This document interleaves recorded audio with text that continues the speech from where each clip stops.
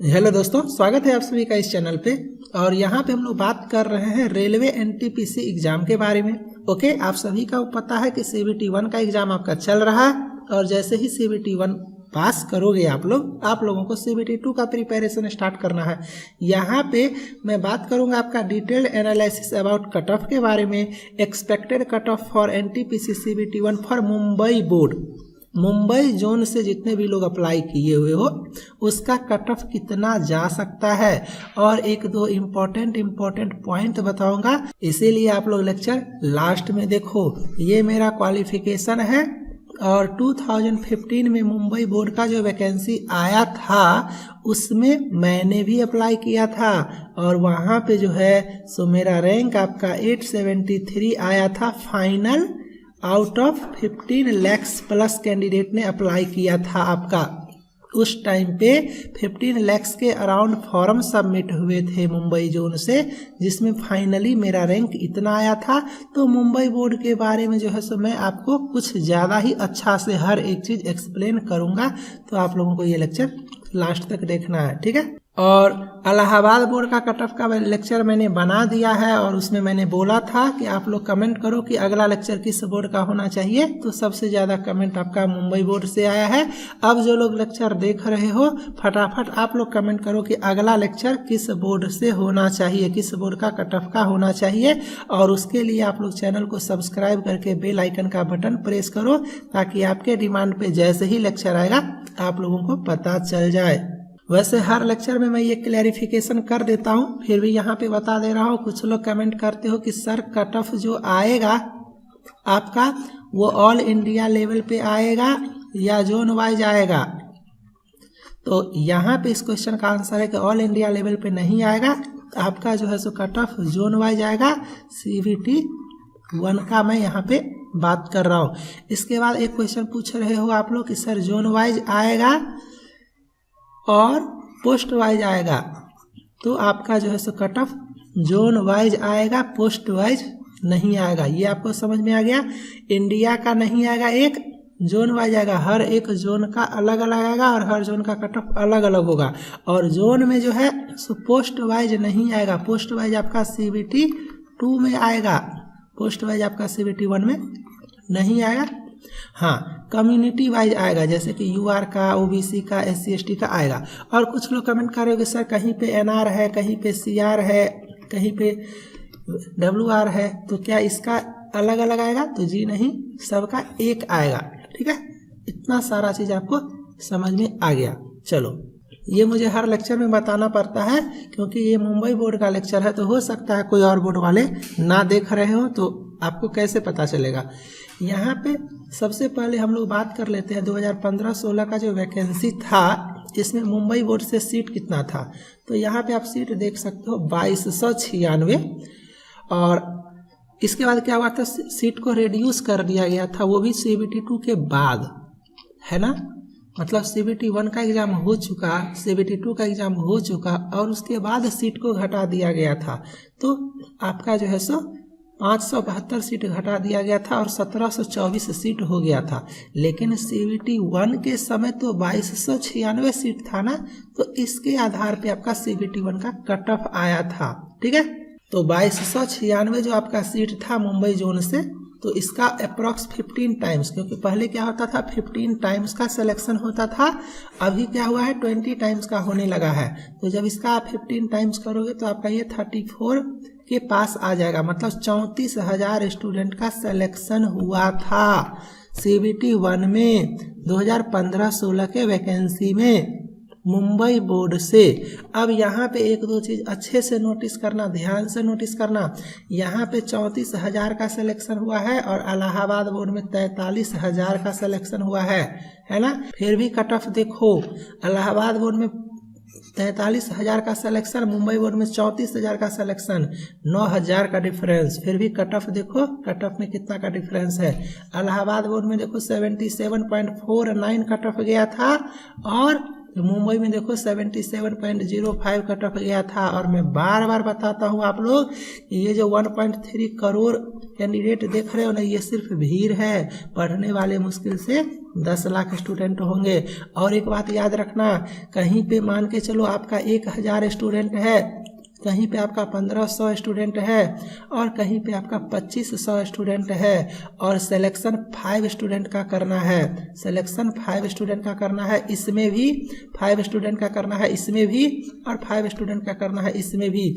तो 1500 स्टूडेंट हो या 1000 स्टूडेंट हो या 2500 स्टूडेंट हो, जिस तो 5 स्टूडेंट का सिलेक्शन होता है ना, वो काफ़ी ज़्यादा इंटेलिजेंट होते हैं और वो अपना सिलेक्शन ले लेते हैं। इसको आप लोग दिमाग में बैठा लो। तो ये मत सोचो कि कहीं पे 15 लाख लोग अप्लाई किए और कहीं पे 18 लाख लोग अप्लाई किए, तो 18 लाख में कंपटीशन ज़्यादा हो गया तो कट ऑफ ज़्यादा चला जाएगा और 15 लाख में कंपटीशन कम हो गया तो कम चला जाएगा। हल्का सा स्लाइटली डिफरेंस होता है, जैसे कि आप यहाँ पे देख सकते हो, यहाँ पे 77.05 और यहाँ पे देखो 77.49, कितना का डिफरेंस है? तो 0.44 का डिफरेंस। और ये कितना होता है? एक क्वेश्चन के बराबर भी नहीं होता है। अगर आप एक क्वेश्चन सही करते हो तो 1.33 प्लस होता है और अगर आप एक क्वेश्चन गलत करते हो तो 1.33 माइनस होता है। अब काफ़ी लोग यहाँ पे कमेंट करोगे सर 1.33 नहीं 0.33, तो जी नहीं, मैं ऐसे नहीं बता रहा हूँ। एक क्वेश्चन जो आपने गलत किया, इस क्वेश्चन का 1 नंबर तो आपका गया हाथ से, जो कि आप सही कर सकते थे, और गलत होने की वजह से आपको 0.33 माइनस हुआ।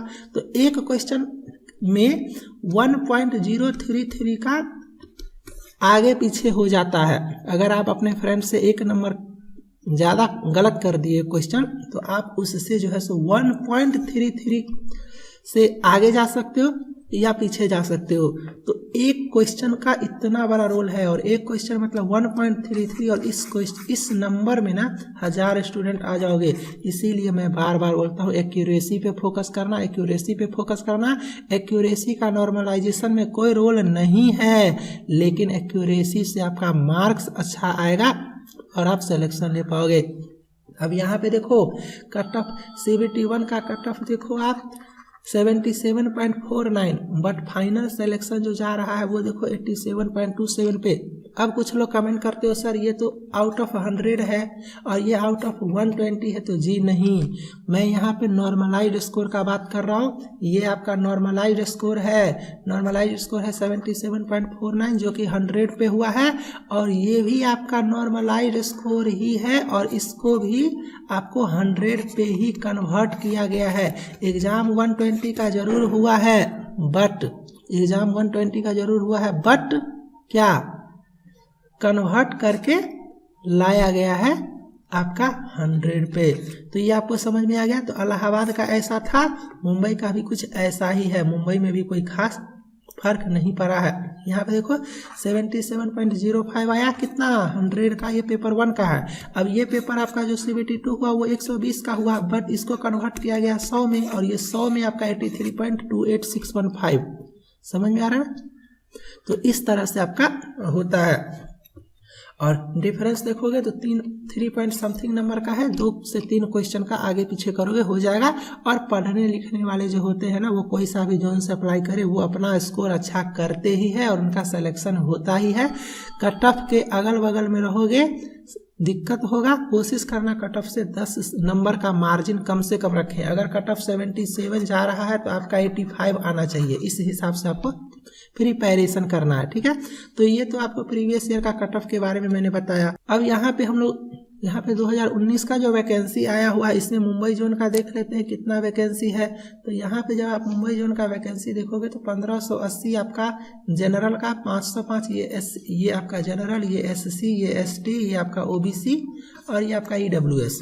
और ये सबको जब आप समेसन करोगे तो यहाँ पे देख लो, ये मुंबई जोन का है, ये आपका वैकेंसी है, यहाँ पे ये ऑफिशियल ही है, तो सब कुछ आपको अच्छा से दिख जाएगा। 1580, 505, 297, 895, ये सब जोड़ करके आपका 3665 के आसपास वैकेंसी आया हुआ है, ठीक है। तो अब हम लोग क्या करेंगे, इसका कट ऑफ डिसाइड करेंगे कि एक्सपेक्टेड कट ऑफ कितना हो सकता है। एक्सपेक्टेड का मतलब समझो एक एक्सपीरियंस के आधार पे बताया जा रहा है, इससे हल्का प्लस माइनस भी हो सकता है, आपको अंदाजा लगेगा। 100% गारंटी तो नहीं बोलूंगा कि उतना ही आएगा, लेकिन उससे आपको एक अप्रॉक्स आइडिया लगेगा, ठीक है। ये होता है एक्सपेक्टेड का मतलब। इस बार जो है सो आपका सीट थोड़ा सा ज़्यादा है, ठीक है, सीट थोड़ा सा ज़्यादा है लेकिन पढ़ने वाले लोग भी ज़्यादा है और पढ़ाने वाले लोग भी ज़्यादा हो गए हैं। इंपॉर्टेंट क्वेश्चंस का कलेक्शन दिया जा रहा है, स्टूडेंट का प्रिपरेशन अच्छा हो जा रहा है, तो सिंपल सी बात है कि थोड़ा सा वो अच्छा एग्जाम में स्कोर करेंगे ही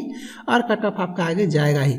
बट वही बात, भीड़ बहुत है, पढ़ने वाले कम हैं, तो अगर आप कॉन्सेप्चुअली पढ़ाई करोगे, मतलब कोई ऐसा क्वेश्चन जहाँ पे आपका फ्रेंड फंस जाए और आप बना सकते हो, like option rejection method, units measurement का जो मेथड होता है, यूनिट के हिसाब से जो मेथड होता है, या और भी बहुत सारा ट्रिक होता है जो हम लोग बताते हैं आपको पढ़ाते टाइम पे, वो सब यूज करने से क्या होता है, कुछ लोग आगे निकल जाते हैं, कुछ वैसा क्वेश्चन बना करके जो कुछ लोग से नहीं बनता है।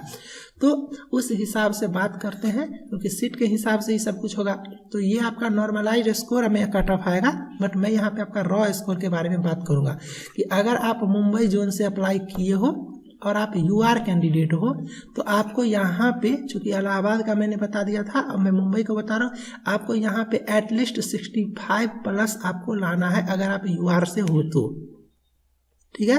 क्योंकि अगर आपको यहाँ पे 65 प्लस आएगा ना, तो आप जो है सो नॉर्मलाइज स्कोर हो करके डायरेक्ट आप 74 प्लस 75 प्लस चले जाओगे, depending upon your shift level, okay, और आप आसानी से क्वालिफाई कर सकते हो। अगर आप ओबीसी कैंडिडेट हो तो भी आपको एटलीस्ट 62 प्लस के आसपास लाना पड़ेगा। अगर आप एससी और एसटी हो, मैं अलग अलग नहीं बता रहा हूँ, एक साथ बता रहा हूँ, तो कोशिश करना 56 57 के प्लस, इतना स्कोर आप सेफ हो सकते हो। लेकिन फिर से वही बात जो मैं बार बार बोलता हूँ, मैंने यहाँ पे आपको 65 प्लस बोला, तो आपको 65 का टारगेट नहीं रखना है, आपको एग्जामिनेशन हॉल में 70 प्लस का टारगेट रखना है, तब जा करके आप मार्जिन गेन करोगे। और मार्जिन में रहोगे तो टेंशन नहीं होगा, ये भी याद रखना। 71 जो लोग फेल कर जाते हैं उन्हें बुरा नहीं लगता है, बट 71 पास करके अगर 72 फेल कर जाते हैं तो उन्हें काफ़ी बुरा लगता है, ठीक है। तो वो कहते हैं ना, लॉलीपॉप दिखा करके छीन लेना, तो वो वाला सिचुएशन यहाँ पे क्रिएट हो जाता है। तो इसीलिए या तो 71 ना निकले, और अगर 71 निकले तो 72 किसी भी सिचुएशन में निकले, इस हिसाब से आपको पढ़ाई करना है। अब थोड़ा सा मैं आपको एक और चीज़ दिखाता हूँ, ये आप अच्छे से देखो। आप सभी को पता है कि अगर आप 71 निकालोगे तो आपको 72 का प्रिपरेशन करना है, और इतना अच्छा से करना है कि आपको मिस नहीं करना। और इसके लिए आपको जो है सो टॉप 20 टॉप 100 के चक्कर में नहीं रहना है, बिकॉज अगर उसके चक्कर में रहोगे तो वैसा ही आपका प्रिपरेशन भी होगा। आपको कॉन्सेप्चुअल पढ़ाई करना है, चैप्टर वाइज पढ़ना है, सब्जेक्ट वाइज पढ़ना है, सीरियसली पढ़ना है, अच्छे से पढ़ना है और 100% कंप्लीट पढ़ना है, तब जाकर के सिलेक्शन होता है। 15-15 लाख में 3000 में आना ऐसे ही नहीं होता है, ठीक है। तो जैसे कि मान लो यहाँ पे मैं पढ़ा रहा हूँ, अगर ये लेक्चर आप लास्ट तक देखोगे तो आपको इतना तो जरूर आइडिया हो चुका होगा कि मैं कैसे समझाता हूँ, और स्टार्टिंग में आप मेरा क्वालिफिकेशन भी देख ही चुके होंगे, और मेरा रैंक जो आया था मुंबई बोर्ड से वो भी आपको पता ही है, और चैनल पे जो लोग रेगुलर है उन्हें सब कुछ मेरे बारे में पता है। तो जैसे कि मान लो मैंने ये चैप्टर पढ़ाया यूनिट्स एंड मेजरमेंट, तो इस चैप्टर को मैंने कैसे पढ़ाया वो देखो। इस चैप्टर में सबसे पहले आपको जो ये 145 क्वेश्चंस इंपॉर्टेंट है उसका PDF आपको इस तरह से दिया गया है, क्वेश्चन और आंसर, ठीक है। इसके बाद क्लास में मैंने जो पढ़ाया वो क्लास नोट्स का PDF आपको इस तरह से दिया गया है, ऐसे करके बस आपको क्या करना है, गो थ्रू करना है और आपको आसानी से सब कुछ कवर। इसके बाद मैंने जो लेक्चर बनाया वो यहाँ पे आपको वीडियो लेक्चर से दिया हुआ है, जिसका आप स्पीड बढ़ा सकते हो, क्वालिटी बढ़ा सकते हो, ऑफलाइन मोड में डाउनलोड कर सकते हो, जो कुछ भी। ये सारा कॉन्सेप्ट क्लियर करने के बाद आपको टेस्ट लगाना है। टेस्ट कैसे लगाओगे, तो जैसे कि मान लो आपको यहाँ पे टेस्ट खोलोगे तो ये टेस्ट मिलेगा, अनलिमिटेड स्टोरेज, फास्ट सर्वर, किसी भी चीज़ का टेंशन नहीं, ये क्वेश्चन।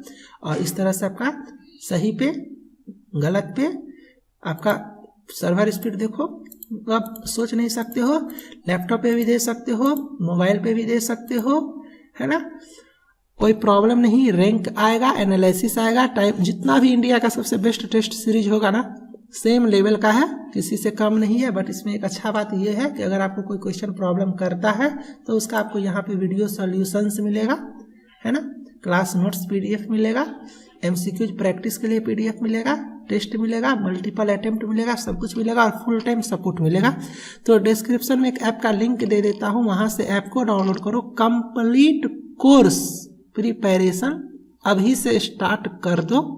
ठीक है, कुछ लोगों को डाउट होता होगा कि सर यहाँ पे कितने लोग पढ़ाई करते हैं, तो यहाँ पे आप देख सकते हो 6942 स्टूडेंट्स है ना। आप डेट देख सकते हो, आज 8 जनवरी है, ये 7 जनवरी का लोग आए हुए हैं। जैसे भी लेक्चर बनाता हूँ लोग यहाँ पे आते जाते हैं।